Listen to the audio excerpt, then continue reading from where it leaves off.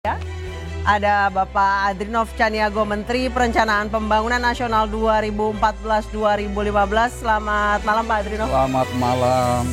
Di sebelahnya ada Andi Azwan, Waketum Jokowi Mania. Selamat malam Bang Andi. Assalamualaikum, selamat malam. Waalaikumsalam warahmatullahi wabarakatuh.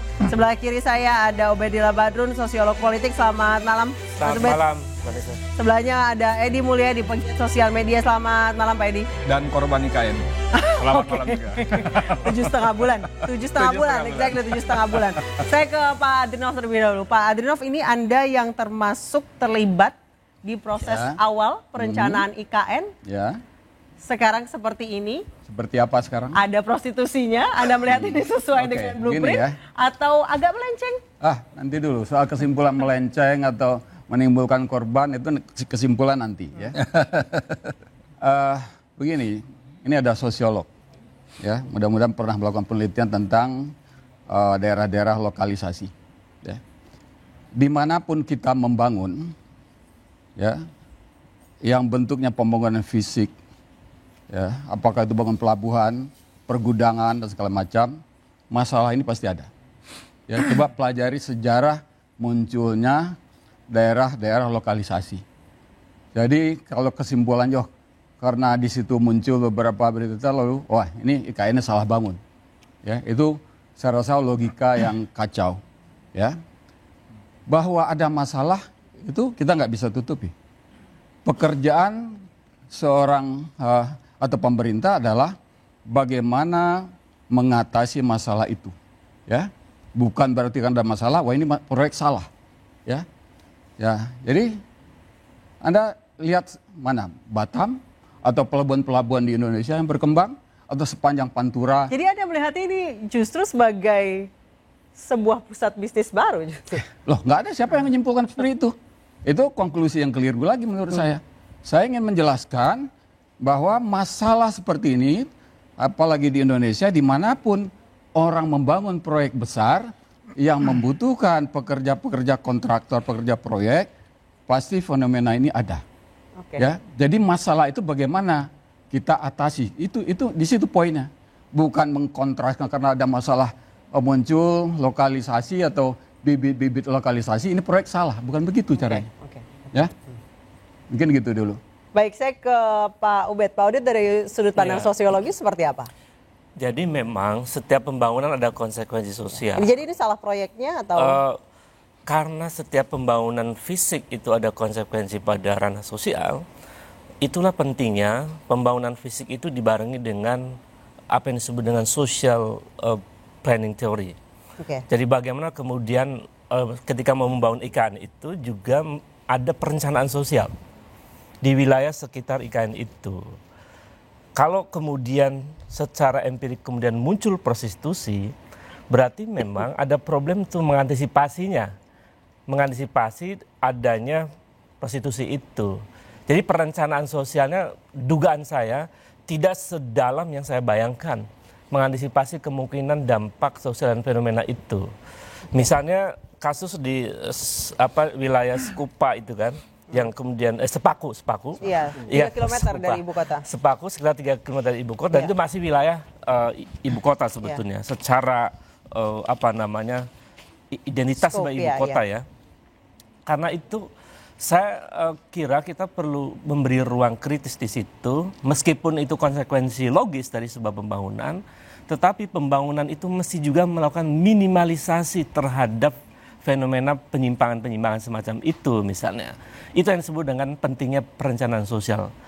Nah, misalnya kita temukan bahwa sekitar 3 km dari wilayah itu ada prostitusi dan pemerintah respon ya, melalui Pak Basuki itu mengusir atau menghilangkan 8 warung di situ.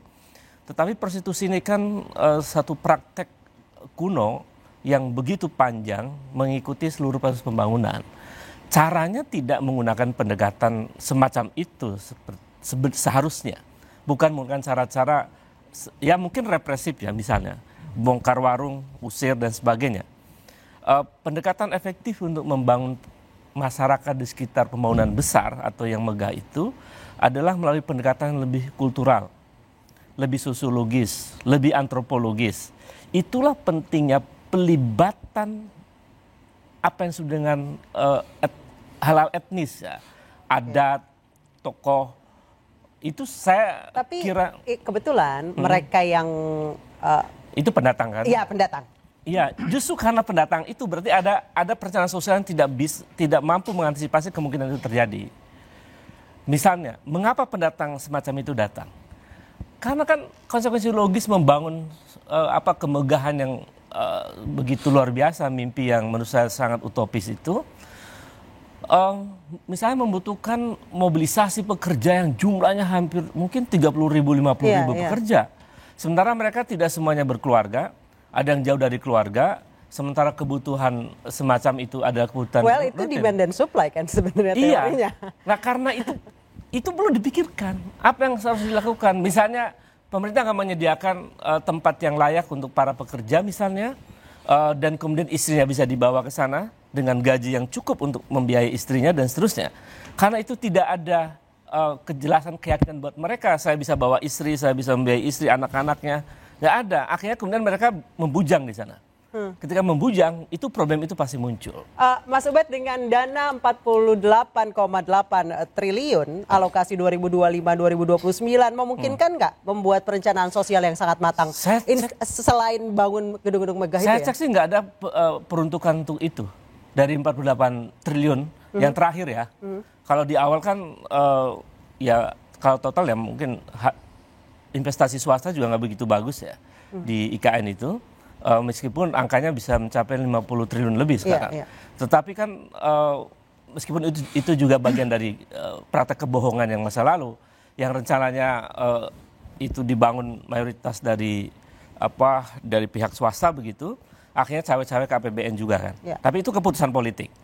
Jadi menurut saya kita perlu cek tuh, apakah 48 triliun itu juga ada perencanaan sosial mengantisipasi berbagai kemungkinan sosial yang terjadi.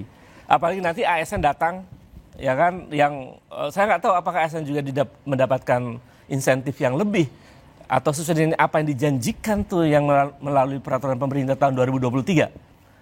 Termasuk misalnya peraturan pemerintah yang menjamin hak guna usaha yang 190 tahun itu kan juga secara kritis kita perlu lihat nggak mampu menarik investor secara dahsyat untuk bisa investasi di situ. Jadi dampaknya seperti itu ya, banyak lah saya kira. Pak Andri, ada nggak sih perencanaan sosial ini di awal?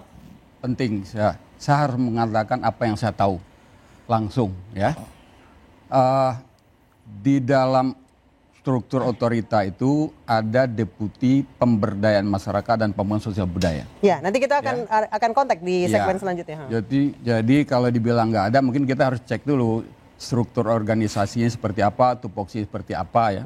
Tapi saya kebetulan tahu program itu ada, ya termasuk menangani masalah yang sekarang di blow up oleh media ini.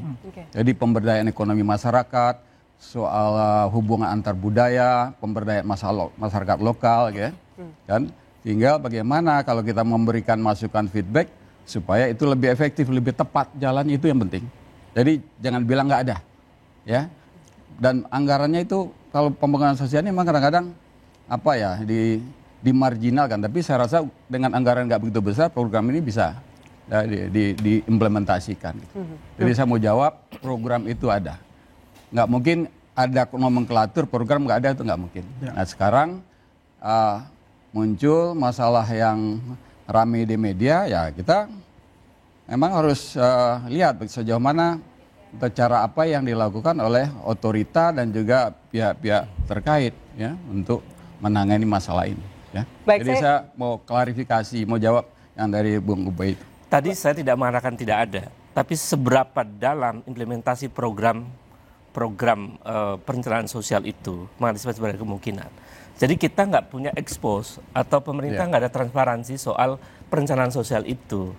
Jadi kedalamannya, kemudian evaluasinya, kan dalam teori perencanaan sosial itu ada evaluasi. Apa hasil evaluasi dari tim perencanaan sosial untuk dikonsumsi oleh publik? Apa yang selama ini dilakukan? Mungkin berapa begini, miliar uang yang digunakan? Jadi mungkin itu perlu juga diekspos. Ini mungkin begini Bung Ubed ya, karena posisi Bung Ubed kan sebagai akademisi ya dan peneliti tentu juga. Tentu sebelum kita memberikan penilaian kita harus cari informasi. ya.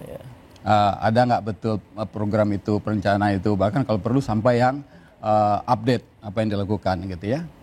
Nah setelah itu tentu baru kita ketemu kan, oh ini ada yang nggak tepat atau kurang optimal kan seperti itu ya. Jadi menurut saya memang kita perlu dapatkan informasi yang cukup. Tapi gini juga, saya kan pernah di pemerintahan ya, urusan pemerintah kan ribuan. Ya. Yang dianggap penting tuh diekspos banyak sekali. Porsi yang masuk ke media sosial segala macam itu ada ininya, mana yang menarik, mana yang nggak menarik. Saya yakin informasi ini pernah disampaikan ya soal program-program sosial ini. Karena di awal saya juga cukup intens soal pemberdayaan masyarakat lokal itu paling awal dilakukan. Berapa kali, berapa batch dilakukan pemberdayaan ekonomi untuk angkatan kerja termasuk yang perempuan itu dilakukan ya untuk mempersiapkan mereka untuk bekerja di IKN itu termasuk dalam proses konstruksi gitu ya. Nah untuk hal ini sendiri yang saya tahu ya memang sudah diantisipasi, tetapi antara kapasitas mengantisipasi dengan kecepatan pergerakan pelaku pasar ini masuk Lebih cepat pasar. ya lebih cepat ini karena kan gini di sini ini jasa walaupun ilegal ya, di mana mekanisme pasar juga jalan. Kalau harganya di sana lebih tinggi, permintaan lebih tinggi, yang mungkin dari Jawa Timur atau dari mana akan kejar ke sana. Berarti statement Pak Edi yang sempat bilang IKN itu jin buang anak terpatahkan ya, buktinya Nggak sekarang. Nggak juga. Oke, nanti di segmen berikutnya kita akan membahas dengan otorita IKN seberapa dalamkah pemberdayaan sosial di IKN agar masalah-masalah moralitas seperti ini tidak terjadi di sana. Interupsi akan kembali saja.